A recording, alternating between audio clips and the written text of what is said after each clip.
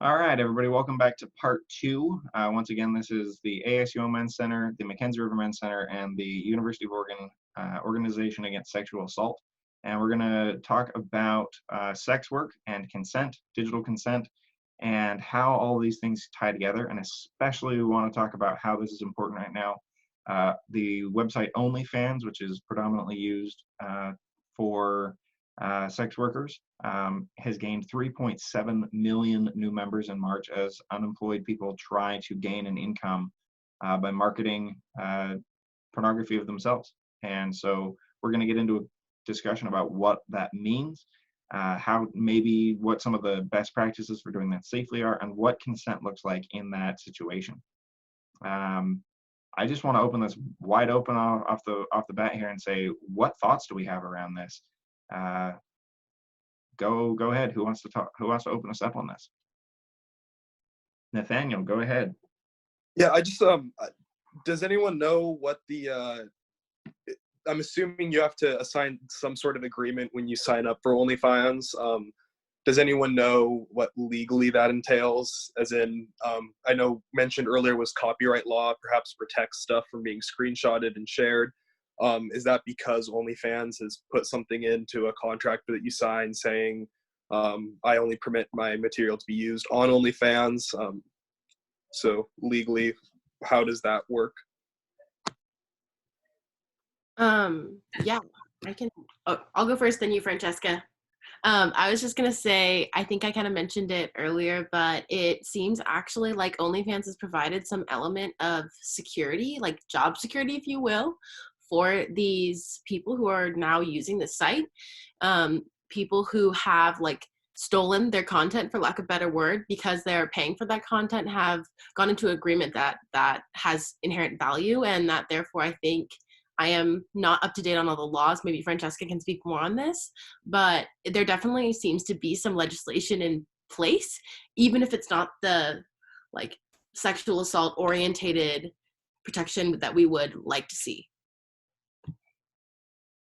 Okay, so legal breakdown of OnlyFans. Basically, you have to sign up. You have to sign a W-9. It's pretty legit. There's a whole process you have to go through. I have friends who do it. There's protections. There's a watermark at the bottom right-hand corner of everyone's videos or pictures, just to ensure that, like, hey, this is my property, and if it is reshared on another medium without the paywall, because like it's a subscription-based service, just like Hulu or Netflix. You pay monthly for a service that you get, and for certain people that means like they're doing sex work on there. Sometimes people play video games on there. There are different things. It's not just sex workers on OnlyFans. There's a variety of people on there, and they all have their intellectual property protected by the umbrella of OnlyFans, if that makes any sense. All right, so I know we had, thank you for your comments, both McKenzie and Francesca. I know we had at least a couple of dissenting opinions on sort of, John, I know you had brought up, what are the psychological effects of this? What are the, as a therapist and a counselor, you had some concerns. I would love to hear those at this point. Yeah. First of all, I want people to have as much freedom sexually as possible, as long as they're having sex with consenting partners and consenting adult partners. So let me say that, first of all. I worry about people. I know there's a lot of people who are in the sex trade industry who are putting themselves at risk, and at more risk for sexual violence, either before their entry into the industry or while they're in the industry. That there's a greater risk for people, particularly. I think I've seen some studies where very high rate of sexual abuse among people who work in the sex industry, which means that when they're having sex, could also be traumatizing for them. And Trevor, you talk about so one of the main components of consent is enthusiastic consent, and I'm wondering how many sex workers are enthusiastically consenting to participating in this, you know. So if I employ or work with somebody in the sex industry, how do I know that they are actually consenting, that they're actually giving consent? You know, anyway, I'll stop there for right now. So. Blake has your hand raised. Yeah, this also has me thinking about other like platforms like the sugar daddy and like seeking arrangement type websites, just because if someone has like a financial power over you, then you might feel more likely to like give in to whatever they want you to do because they have financial power over you. So therefore, say if they were offering you a certain amount of money and you were in a really bad place, you lost your job because of everything going on right now, you felt like liable to do that with them because you had even initially gone on the site or even initially gone like started chatting with them or something. Like I feel like that should be a conversation as well, just because a lot of people do use the financial dominance, and Yeah. I don't know, just something I thought I would bring up. Mm-hmm. I mean, it's something that we get into, and as John said, in the enthusiastic consent. You know, I've gotten halfway through my trainings before, and people go, "Well, hold on a minute. You're telling me I should be enthusiastically consenting to most things in my life, or I should, you know, be seriously questioning that. I'm not enthusiastic about my job. I'm not enthusiastic about working overtime. I'm not enthusiastic about, you know, traveling for work. How do I negotiate those things?" And you know, those are very real questions. And I think that as part of the, you know, sex work is real work conversation that we're having, that those conversations become one and the same. You know, I mean, how do you negotiate that? And especially through a sex positive lens where we don't want to add to the stigma that just because it's sexual, therefore it's somehow different or somehow, you know, I see a couple of hands. I'm just gonna trail off. McKenzie, go for it. First, I wanted to address the fact that, like, yes, obviously, sex work is real work, right? It should be considered all work. I have several friends who work within the sex industry, and like their content, even on like Instagram, if it's appropriate, will get removed, and like things like that. Like, how can we be expected for the general population to believe that these methods of work aren't different when they're treated different on like most methods that we see, and they're removed from those? I think that like that is really problematic in itself. I get that like it's related to sex, and that can make like companies uncomfortable because of these relationships, but if we want to change sex work, that needs to be acknowledged. I also wanted to talk about the fact that John was saying earlier, like how much consent do these like OnlyFans sex workers have? From what I've seen, which is a very limited experience with people who have these accounts, it's been like pretty empowering for them, actually. Like a lot of these people are like able to become their own bosses and like able to get a larger cut than they ever have before, and like actually find ways, like people who don't have jobs right now, like you said, like I mean, I think we would have to like redefine what consent means in order to really evaluate that within that context, because like does not having a job mean that like you aren't able to give consent to work and like consent to be in this position because of like the government decisions that put us in the place where none of us have work now, like, and really bring it out? Or like do we take it the other way? Does that make sense? I think you most of the way got me there. I Okay. want to come back and talk about that just for a second.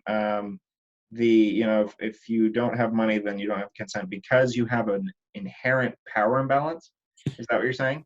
It was more so the idea that like I was trying to really put myself in the mindset that John was bringing up, that is the idea that like to what degree can OnlyFans sex workers, or like at least how I understood what he said, to what degree can they truly give consent when they're in these like power dynamic miss relationships. Is that what you were saying, right, John?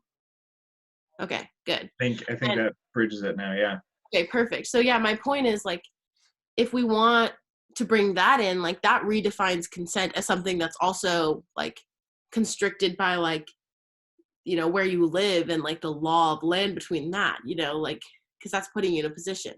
But even if we take it to the other place, the more basic definition of consent that's more widely accepted, this is something that's like has seemed to be really empowering for others, and like they are able to do this with their consent. Like it's all them, you know what I mean? Like it's their content. I think that there is something that like if they're I can't even think of the word to like say it, but it almost feels like just taking the power back in a way for a lot of the people that I've seen do it. And it's almost been inspiring. It's something like, you know, us, especially as women, like we're kind of taught to be ashamed of our bodies in general. So I think it's really cool to see. Like I love to see people like having successful OnlyFans, like killing it, staying financially independent during these hard times. Like that's empowering for me, not just them, like everyone. So Thank you so much for sharing, and thank you for bringing those connections together. I think that's a question I've struggled with before. You know, if there's, you know, none of us live in a completely power neutral world. There's always going to be these power imbalances, and there's always going to be a need to negotiate what you're comfortable with and how do you do that. And I can't say I have all the answers on that one, not even close. Francesca, did you have some? Yeah. I was just gonna say that like my friends that do it, they seem to like actually really enjoy it because it gives them like more control over their body, because a lot of times they're producing solo content, not partner content. But if they do produce partner content, maybe it's just with their own, like whoever they choose to love, and it's fine. And it's a lot of times it's not some stranger, and there's nothing wrong with that either. That's not what I'm saying. But the point being is that they're not putting themselves at risk the way they would be if they were doing like street sex work. And I don't think street sex work is any less valid, but I'm just saying that the sexual violence component is very much reduced with OnlyFans, because basically you're becoming your own boss. You make commission and tips off of it. You can make a lot of money. My friends are just like, she's cute and she likes getting dressed up in lingerie, and I don't think there's anything wrong with that. And if she likes to make money off of it and people want to pay her for that, good for her. And she seems like there's no one holding a gun to her head and making her do this. And I don't think societal pressure enough is to make someone definitively like submissive to the power of somebody, like in a power imbalance situation. I think that my friends are making these choices for themselves. Thank you very much for weighing in. Nathaniel, you have something to add? Yeah, I'm glad that that's what it is for most people, but I think John mentioned there was a study where it was higher rates of sexual abuse or something like that. And I would love just to focus on that side, where there are definitely people who are feeling like they're forced into that position to make money now that they've lost their job. And so where does consent go into that? And I'm, again, glad that for a lot of our friends, it's an empowering, but there's people out there that I'm sure this is really hard for them to do. And I'd love to see how consent works out in those scenarios. Holly had your hand up. Yeah, I was just I had a thought that I felt the need to articulate to all of you. It was kind of that it's not necessarily the power dynamic that's the problem, but it's the abuse of the power dynamic that's the problem. Because I mean, if I was just thinking about my own relationship, I'm married, my husband works, I currently don't because I lost my job due to COVID. So that puts him in a very high power relationship over me. I'm financially dependent on him. Does that change our consent? It would if he was abusing his power dynamic in order to get me to do things I didn't want to do. But the power dynamic can exist without abuse existing. Oh, how very fascinating. I love that. Thank you for sharing. I think that is an excellent point. Like that just really like builds it up for me. I think that just makes sense. because it is totally true. Like, these things are inherent.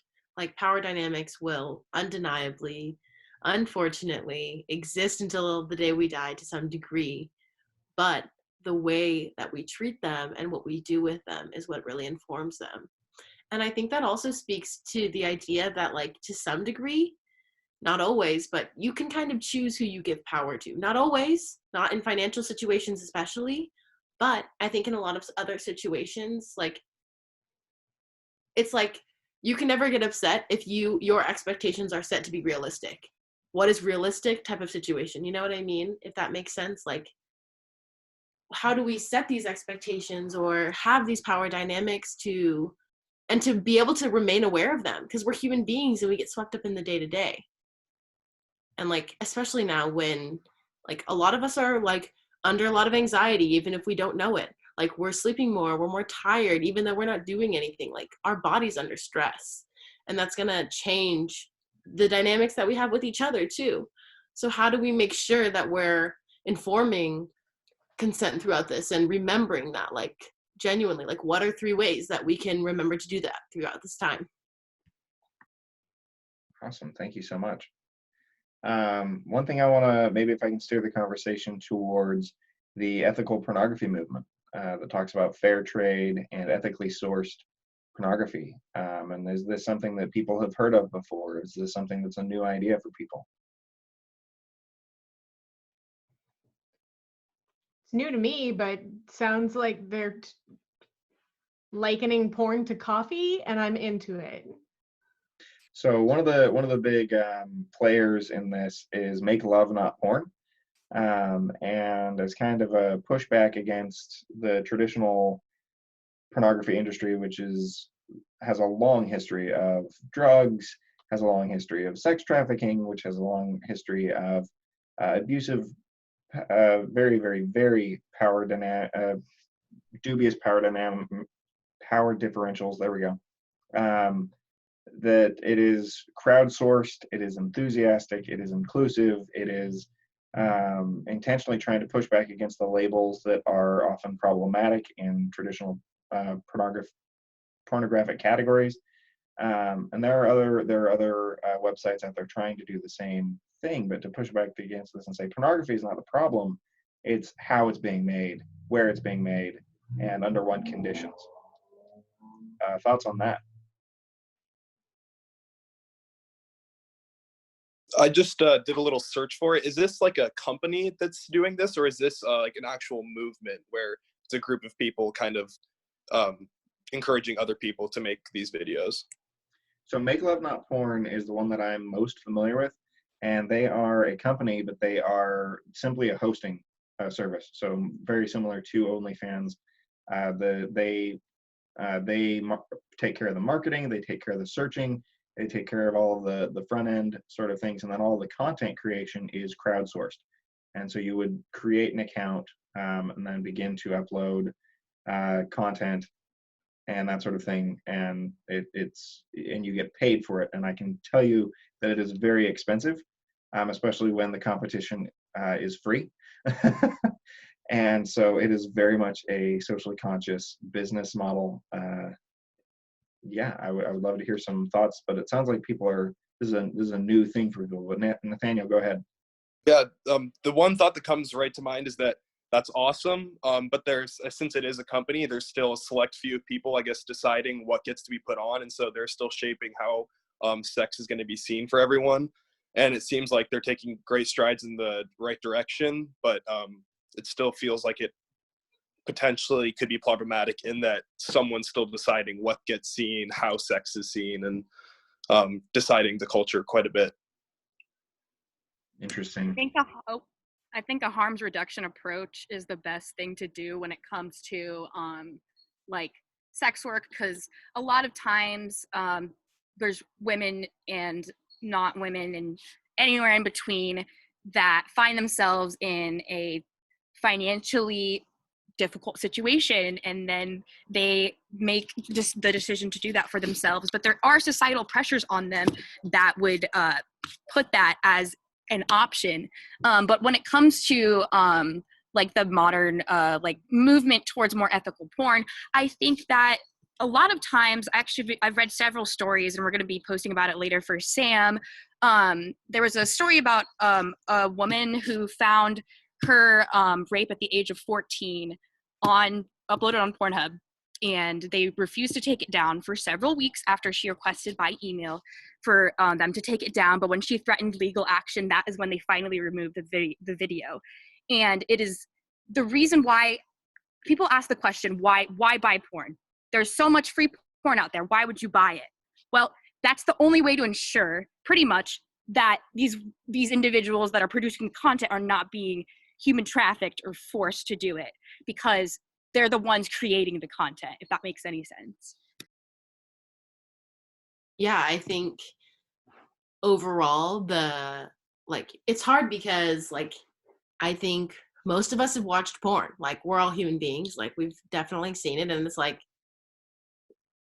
for most logical humans, and probably even more so for Americans because of our capitalistic tendencies, it's like free versus cost. Like, I'm not dumb, type of mentality. And like, I even I get it. Like, I get it, it's hard to spend money when something is there for free. Like, I feel that way, but this is something that is growing within me. I'm like, this is something I ethically feel for. Like Francesca said, this is important, and I do feel that desire. But where does that meet? So I want to know how you guys feel about that, personally. Where is the line where actually, I don't know if this is something people want recorded, but where's the line where what's the price point where you're willing to pay to know that your materials are ethically sourced and things like that? That conversation is never had. It's too awkward. So if that can be just a prompt for discussion and thought later, it's totally up to you guys. I mean, I would love to weigh in. I see Allie raising her hand. There's also, there's an in-between option for me, and that's that you have things like the Pornhub community, where you can specifically go in and find self-recorded pornography that is available for free or for cost. You have not a not infrequent thing to see is that you'll see several videos that are kind of their teasers or their trailers or their free content, and then there's a paywall where you can step it up and see the full versions of those trailers or those teasers. And this is more ethically sourced, supposedly, because you can see the creator, they have a profile, you can see who they are, you can see that they're uploading it themselves. It's not going through a producer. And that, I think, is kind of a maybe best of both worlds, or maybe a step in the right direction. Because I'm currently unemployed, so I couldn't afford to make love not porn. Those videos are incredibly expensive, and I just can't afford that. Allie, you have thoughts? Go for it. Yeah, I didn't know about the community thing. Trevor, thank you. But I was just thinking about that. If the only ethical option is something you have to pay for, that makes pornography this privileged thing that not everyone can access at this point. And it's that sucks. To be acting ethically and accessing good, not violent, not violating content, you have to be of a certain social class to be able to afford that. And that's just one thing that sucks about this whole movement, is that it's very not disenfranchising, but it separates people from accessing that, which sucks. But thank you for mentioning that, Trevor. That's a common problem with the fair trade movement as a whole. You want a fair trade coat, you're spending more than $250, period. So yeah, I think it comes down to as a business student, as someone interested in sustainable business, every time I get asked a question when I have a sustainable business proposal is how will you survive? How will you survive against competitors? It's we are so dependent on that growing movement of people who are willing to pay more for ethical things. And like you said, it's a hard decision to make. As a consumer, it's hard for me to make. But at the same time, it's something I'm so passionate about, and I think a lot of us are. We have growing interest in supporting these businesses. So my desire and my hope, and what I believe the trend will be, is that this will increase, hopefully stimulating these industries and allowing them to expand. But also, you're already at a disadvantage competing against for-profit companies that don't have any duty to do anything other than make themselves money. So it's like you're fighting in a system that wants you to lose, and it's extra hard to win. So you're totally right. What other thoughts do we have from folks on this topic?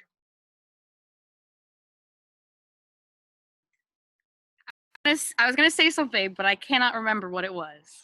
I'm going to think about it right now. I have a question. Hello, Trevor. Oh, sorry. I'm sorry. Go for it, Eric. I thought the guest had their hand up a couple of times.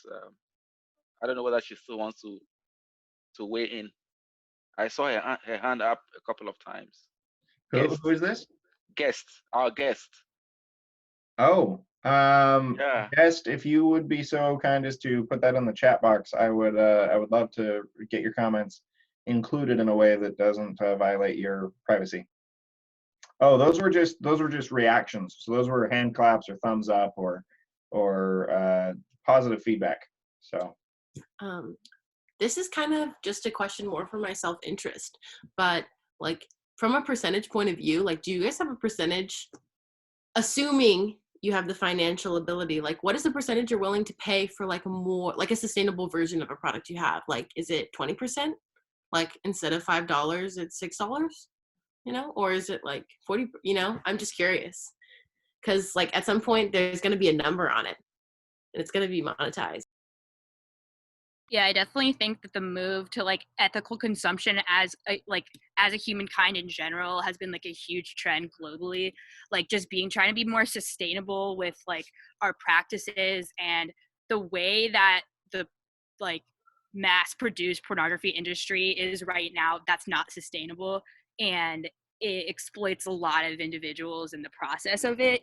And that's all something that we know. This isn't news to people like us that are in the loop, kind of, you know, like we're woke, for lack of a better term, to these kind of issues. But when it comes to like what the price markup that I'd pay for like a more sustainable product, like I'll buy the paper towels that were made from recycled materials. Even if I have to pay a couple more dollars, I'll do that. I'll pay $6 to see like someone's OnlyFans. That's not that much money at the end of the day. That's less than, honestly, with tax, a $5 footlong is like $7, and I can see someone naked for $6. I'll do that instead.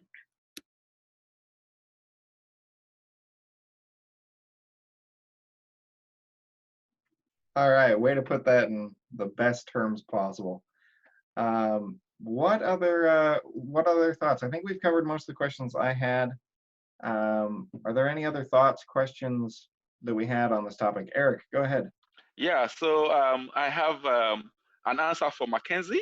I would gladly love to pay between 15 and 20% more. But then I have a question for you.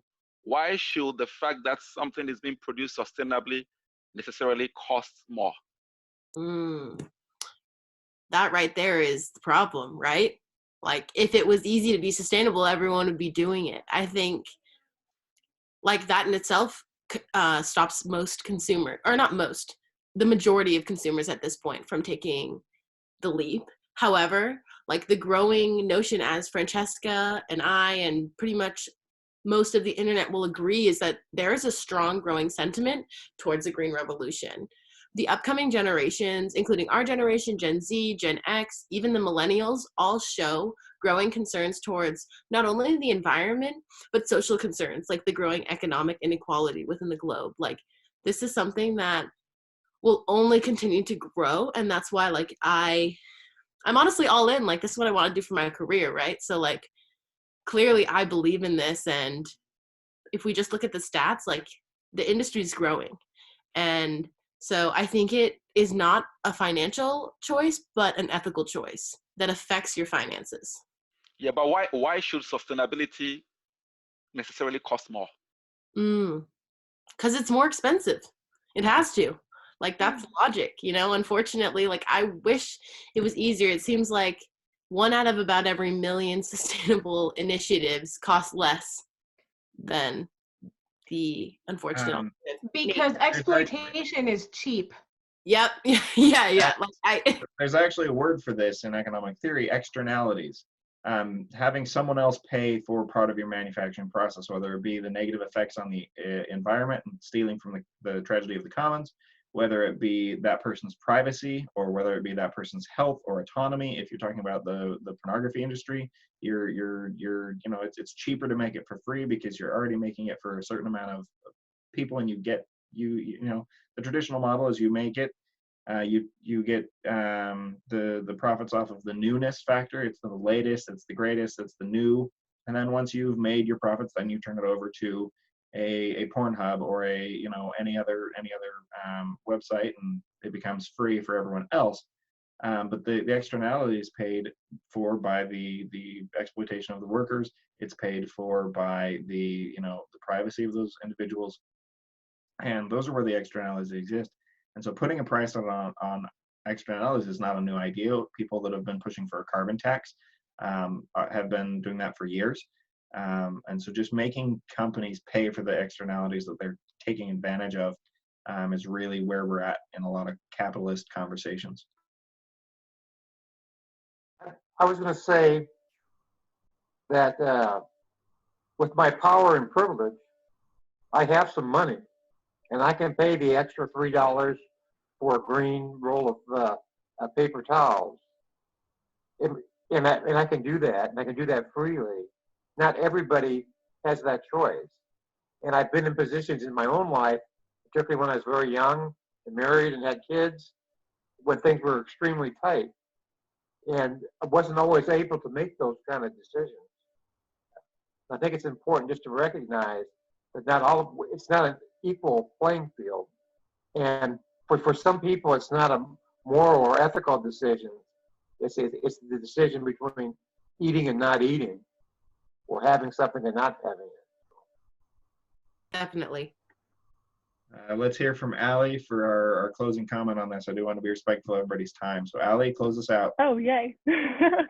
I think definitely what everyone's saying is super valid. And kind of to tag on to John, like the problem I have with the sustainability movement mostly is that, like, for me at least, who's not extremely financially secure, it comes down to me to pick and choose my battles.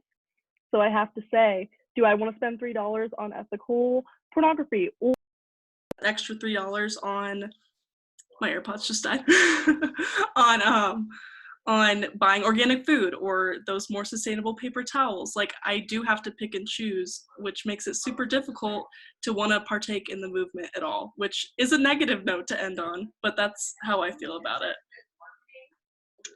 Thank you so much. Environmentalism is a privilege, for sure. Yeah. Absolutely. All right. Or ethical porn is a privilege, to tie it back into the conversation. Yes. There we go. All right. And with that, I'm going to end our recorded session.